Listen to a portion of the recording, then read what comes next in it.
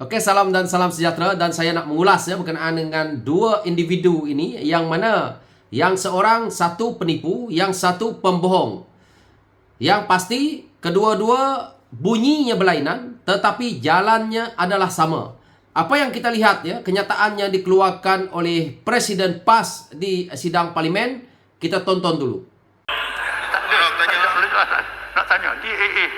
Dalam Islam tak ada DAA ni. Tak ada dilepaskan tanpa dibebaskan. Ini tak ada. Mesti dikenakan hukuman. Bila saya sebut perkara ini, lembaga pengampunan, dibuat report polis. Acak kali ada parti yang buat report polis. Saya terpaksa lah berjumpa polis. Acak kali berapa puluh kali saya tak ingat. Dalam kenyataan yang kita lihat daripada sidang parlimen ini tadi, yang mana kenyataan dikeluarkan oleh Presiden PAS iaitu Tan Sri Abdul Awang, jelas menyatakan bahawa tiada keputusan dilepaskan tanpa dibebaskan DNAA dalam sistem kehakiman Islam. Kenyataan ini dibuat ketika pelbagai pihak mempertikaikan keputusan pejabat peguam negara iaitu AGC memohon menghentikan kes rasuah terhadap Presiden UMNO iaitu Datuk Seri Dr. Ahmad Zahid Hamidi. Dalam Islam tak ada dilepaskan tanpa dibebaskan, mesti dikenakan hukuman. Ini kata Presiden PAS. Maka kita melihat kenyataan yang dikeluarkan oleh Tan Sri Medi Yassin melalui media, yang mana Tan Sri Medi Yassin memohon DNAA 3 lagi kes pertuduhan jenayah di Mahkamah Seksyen. Yang mana kalau kita lihat di kenyataan akhbar Tan Sri Medi Yassin memohon supaya dilepaskan tanpa dibebaskan daripada 3 lagi pertuduhan jenayah yang dihadapinya, iaitu menerima wang hasil aktiviti haram yang kesemuanya berjumlah RM200 juta. Dan pada 15 Ogos Mahkamah Tinggi melepaskan dan membebaskan ahli Parlimen Paguh selepas membenarkan permohonan beliau untuk membatalkan 4 lagi pertuduhan menggunakan kedudukannya untuk rasuah berjumlah RM232.5 juta bagi Parti Bersatu. So, kalau Tan Sri Abdul Awang menyatakan bahawa mesti dikenakan hukuman, so jelas di sini Tan Sri Medi Yassin telah pun dihadapkan ke mahkamah. 4 kes dia telah dibuang dan 3 kes dia minta DNAA. Maka patutnya Tan Sri Medi Yassin harus dihukum. Tak perlu lagi nak minta DNAA. Saya tidak melihat isu Zahid Hamidi kalau nak dakwa Zahid Hamidi dan perlu dihukum, hukumlah. Tetapi Tan Sri Medi Yassin juga perlu didakwa dan dihukum. Dan kita lihat siapa yang akan kena. Apa yang kita lihat di sini, apabila Tan Sri Abdul Awang menyatakan bahawa dalam Islam tiada isu DNAA, maka di sini Tan Sri Medi Yassin bolehlah kita anggap sebagai seteru ataupun partner yang sama dalam satu komponen keras kepala, yang mana melawan segala hujah yang dibuat oleh Presiden PAS itu sendiri. Dan kita lihat bahawa sia-sia Presiden PAS membuat satu fatwa, membuat satu dalil supaya rakyat dengar. Tetapi kawan rapatnya, orang yang nak dijadikan sebagai Perdana Menteri untuk mereka, Perdana Menteri tepi, melanggar apa yang Presiden PAS ucapkan dalam parlimen. Jadi kalau kita lihat mereka ini sudah pun bercanggah pendapat.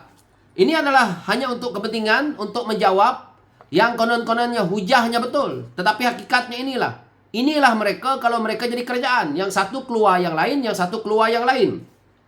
Itulah saya kata, bila satu orang penipu, satu orang lagi pembohong, maka namanya lain, bunyinya lain, tetapi hala tujunya adalah sama, iaitu ke arah tetap tidak baik dan ke arah akhirnya terbongkar. Dan kita boleh lihat seolah-olah ini adalah hukum karma daripada pembohongan mereka, yang perlu kita ketengahkan bahawa inilah pembohongan kedua-dua pemimpin tertinggi parti yang berada dalam Perikatan Nasional itu, yaitu PAS dan Bersatu.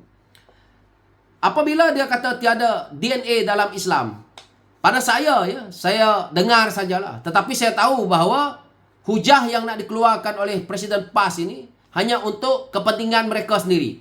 Dan saya tahu jika Presiden PAS nak menceritakan hujah-hujah ataupun apa yang terbukti di mahkamah itu tidak ada, banyak yang tidak merangkumi dalam hukum Islam, maka Presiden PAS perlu menghentikan mahkamah yang ada di negara ini. Mahkamah yang ada di negara ini berlandaskan undang-undang dan peraturan. Dan sebab itu kalau kita lihat, kenapa selama ini pemimpin PAS ramai yang jadi kaki fitnah? Disebabkan apa? Sebab banyak benda yang mereka buat ini mereka lihat tiada hukumnya dalam Islam dan mereka buat. Tetapi apa terjadi? Yang terjadi adalah disaman oleh pihak terutamanya daripada Pakatan Harapan, terutamanya daripada parti DAP, dan akhirnya menguntungkan orang-orang DAP.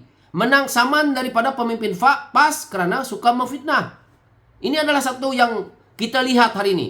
Jadi apa yang Presiden PAS ini cakap adalah pada saya, Presiden PAS suka melanggar perlembagaan.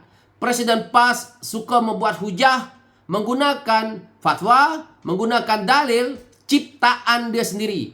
Dan dia gunakan ini untuk kepentingan politik, untuk dia memperbodohkan rakyat, untuk dia cuba membohongi walaon, agar walaon dia bersorak. Tetapi hakikatnya itulah. Lain yang dibuat, lain yang dikata, lain yang dibuat. Lain yang dibuat, lain pula pelaksanaan dia. Jadi pembohongan demi pembohongan akhirnya terbongkar oleh mereka sendiri. Itulah isu DNAA itu yang kita dah tengok tadi. Iaitu Tan Sri Medi Yassin pada keesokannya atau beberapa harinya terus mohon DNAA. Sedangkan Presiden PAS dalam parlimen bukan main lagi. Siap tanya, suruh Datuk Seri Shahidan Kassim bertanya tentang isu DNAA dan dia sendiri menjawab seolah-olah dia bijak. Akhirnya itulah. Jadi siapa yang kita nak persalahkan di sini? Mari kita lihat bahawa kita perlu bergerak ke arah negara maju. Hentikan politik bodoh yang dibuat oleh Presiden PAS. Hentikan politik bodoh yang dibuat oleh Tan Sri Medi Yassin. Mereka ini sebenarnya sudah tidak layak untuk memimpin negara kerana itu yang saya ulas daripada awal dengan tajuk yang sama, iaitu satu orang penipu, satu orang pembohong. Tetapi bunyi berbeza, jalannya adalah sama. Maka kita rakyat di luar sana harus melihat jalan mana yang kita pilih. Jadi apa yang kita lihat di sini, saya harap apa yang Presiden PAS kata ini dalam Islam tidak ada dilepaskan tanpa dibebaskan ataupun DNAA mesti dikenakan hukuman.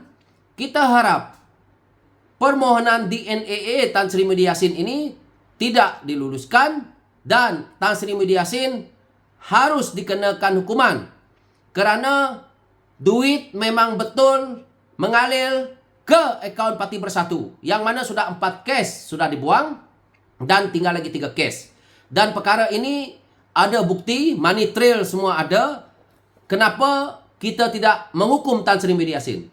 Jika ini kemahuan PAS, maka PAS sebenarnya ingin membunuh Parti Bersatu itu kerana PAS tahu PAS menguasai 4 negeri ini bukan namanya Parti Bersatu. Dan hanya Bersatu memiliki ahli parlimen.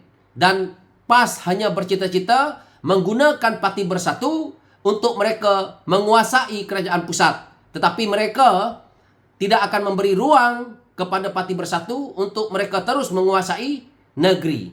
Itu sahaja.